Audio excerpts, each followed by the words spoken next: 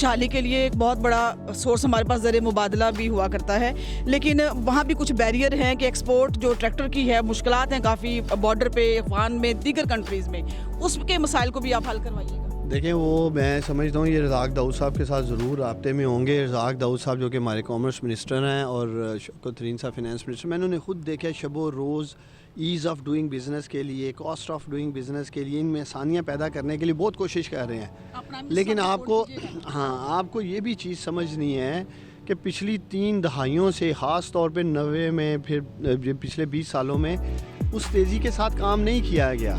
इसलिए तो ये इंडस्ट्रियलाइजेशन उस तरह पाकिस्तान में हुई नहीं है। हम चाइना की एग्जांपल देते हैं। चाइना ने सारी इंडस्ट्रियलाइजेशन की जो पॉलिसीज़ थी उसके लिए आसानियाँ थी, वो तो 90 की दहाई में उन्होंने की, और फिर 20 साल बाद आकर वो सारे सम्राट ले रहे हैं। तो हम भी उसी पैटर्न पे हैं, मुश्किल फ़ैसले कर रहे हैं। प्राइम मिनिस्टर इमरान खान जो एक सियासतदान सोचता है कि मेरे इस फैसले से मेरा वोट बैंक ना ख़राब हो जाए, उस तरह के फ़ैसले नहीं कर रहे। वो बड़े फ़ैसले कर रहे हैं जिनके इंशाल्लाह ताला सम्राट आपको आने वाले कल में मिलेंगे। और यही होना चाहिए, लीडर की सोच भी यही होनी चाहिए कि वो आने वाली नस्लों का सोचे, ना बल्कि अपने अगले इलेक्शन का सोचे। जी 2023 में इलेक्शन आ रहा है, हमने जीतना कैसे, आपके सामने किस तरह से ये लोग हर स्कीम। अभी आपने बात की ग्रीन ट्रैक्टर की, यहाँ प्राइम मिनिस्टर इमरान खान ने तो नहीं कहा इन ट्रैक्टरों को पीला कर दें, येलो ट्रैक्टर मैं ले आता हूँ, तस्वीर लगा देते हैं अपनी। रेडी थे, रेडी चल रहे हैं जिस तरह के हैं। हमारा असल काम है कि इसके सम्राट नौजवानों तक पहुँचे, जिसको ट्रैक्टर की ज़रूरत है उसको ट्रैक्टर मिले, ये हमारी सोच है।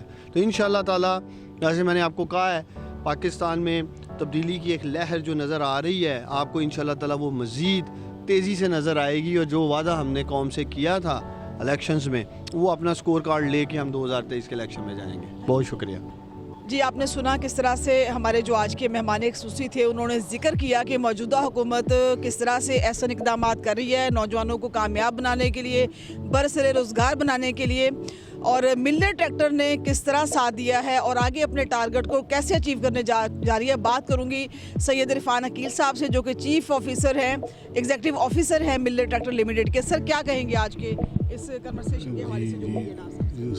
अस्सलाम वालेकुम।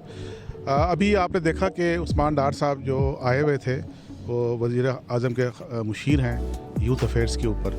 तो ये उन्होंने बेसिकली आए थे जो कामयाब नौजवान प्रोग्राम लॉन्च किया है, और ये जो आया था उसका बेसिकली ये था पार्ट कि बैंकों की तरफ से इन्होंने सस्ते उस पर इंटरेस्ट के ऊपर लोन्स दिए हैं, जो कि बहुत ही मामूली सा है, 3% है शायद। और इससे एकदम से जो है ना तेज़ी आई है हमारी, उसमें स्पेस का बुकिंग पर भी इम्पैक्ट हुआ है। और ये उससे फ़ायदा ये है कि जी उनको, चूँकि ज़ाहिर बात है ट्रैक्टर हो या कोई और चीज़ हो, महंगी चीज़ है, इसलिए इसको उन्होंने अभी तो मेरे ख्याल में शायद 10 लाख रुपए का लोन दे रहे हैं। अभी आज बात कर रहे थे कि उसको बढ़ाने की बात भी हो रही है ताकि वो बड़े ट्रैक्टर भी ले सकें। तो उससे ये हुआ है कि जी हमारे ट्रैक्टरों में थ्रू बैंक्स के थ्रू जो है ना बुकिंग्स आना शुरू हो गई हैं और बढ़ गई हैं। पिछले महीने के मुकाबले में 1 महीने के अंदर भी जो है ना वो एकदम से तेज़ी आई है। और मैं समझता हूँ कि ये नेशनल लेवल के लिए बहुत अच्छा इक़दाम है हुकूमत का, और हमने उनको यही हमसे उन्होंने कहा है कि हम उनके साथ पूरा ताउन करें। इंशाल्लाह हम ज़रूर करेंगे, और इंशाल्लाह कोशिश करेंगे कि जी इसको जो है ना, इनकी जो डिमांड्स हैं इनको मीट करें। और ये आगे चलता है इस तरह प्रोग्राम, इसमें और तेज़ी आती है तो हम अपनी प्रोडक्शन के हिसाब से उसको मैच करेंगे। तो ये आज उनसे बात हुई है, उन्होंने आज ये देखा भी है और यकीन दहानी भी कराई है कि जी इसको जो है ना हम इनको इंशाल्लाह फुली सपोर्ट करेंगे। जी, बात करेंगे अजहर नूर साहब से, जो कि जनरल मैनेजर मार्केटिंग है मिलर ट्रैक्टर के अंदर, और इनसे पूछेंगे कि आज उस्मान डार साहब ने जो यकीन दहानियाँ करवाई हैं और यूथ के हवाले से जो कामयाब नौजवान प्रोग्राम शुरू किया है गवर्नमेंट ने, मिलर ट्रैक्टर किस तरह से मीट कर पा रही है टारगेट को। सर, क्या कहेंगे? सबसे पहले तो हम गवर्नमेंट के मशकूर हैं कि उन्होंने पाकिस्तान के नौजवान और ख़ुसूसन वो नौजवान जिनको के फ़ंड्स की कंस्ट्रेंट थी, उनके रोज़गार के मौके मुहैया करने के लिए गवर्नमेंट ने जो उनको एक सब्सिडाइज रेट के ऊपर फाइनेंसिंग कर रही है, वो यकीनन एक काबिल तहसीन काम है। फिर उसके साथ साथ पर्टिकुलरली जो हमारे रूरल यूथ है, और जिनके लिए ट्रैक्टर ना सिर्फ उनकी अपनी ज़राअत के लिए बल्कि रूरल सेक्टर के अंदर ये एक बेहतरीन एक रोज़गार का ज़रिया भी है, उनको ट्रैक्टर दे रहे हैं और बहुत ही आसान शराइत के ऊपर दे रहे हैं। एक तो हमारी यूथ और पर्टिकुलरली एग्रीकल्चर सेक्टर, उसमें बेहतरी आएगी। उसके साथ साथ जो ट्रैक्टर इंडस्ट्री और उससे मुंसलिका जो अदारे हैं उनके अंदर भी ट्रैक्टरों की डिमांड बढ़ने की वजह से एक तो उनका बिज़नेस बेहतर होगा, उसके साथ साथ रोज़गार के इंडस्ट्री के अंदर भी बेहतर मौके पैदा हो रहे हैं। हम ये समझते हैं कि गवर्नमेंट का ये एक बहुत ही अच्छा कदम है और हमने डार साहब को ये दरख्वास्त की है कि जी ये प्रोग्राम जारी रहना चाहिए, जिसके लिए उन्होंने यकीन दहानी करवाई है। हमने अपने फार्मर्स को, अपने कस्टमर्स को, अपने नौजवानों को जल्दी ट्रैक्टर मुहैया करने के लिए अपनी प्रोडक्शन को तकरीबन 2 गुना कर दिया है। इंशाल्लाह अब ज़िम्मेदार को इंतज़ार नहीं करना पड़ता।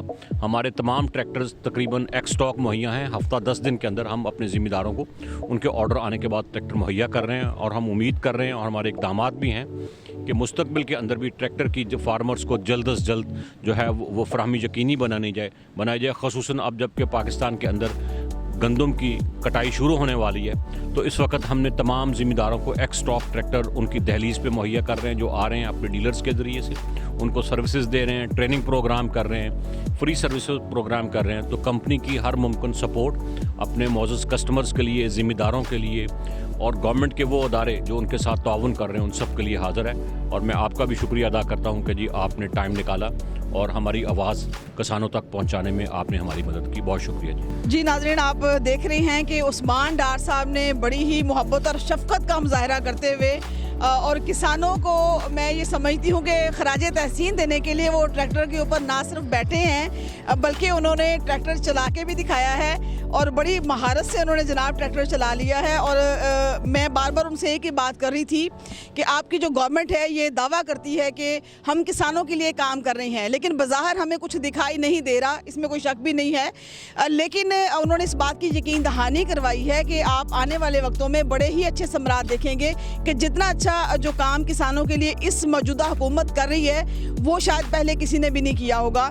और उसी का शायद एक बहुत बड़ा जो मंसूबा है वो ये भी है जिसके लिए आज हम यहाँ पे आए हैं कि कामयाब जवान प्रोग्राम, इसके ज़रिए बैंक ऑफ पंजाब की कोलैबोरेशन से बहुत ही कम जो है वो उसके ऊपर उसको क्या कहेंगे निर्खों पे या बहुत कम जो है वो रेशो के ऊपर कर्जे दिए जा रहे हैं ताकि आसानी से जो ज़िम्मेदार है, जो नौजवान है, वो ट्रैक्टर ख़रीद कर अपना रोज़गार शुरू कर सके।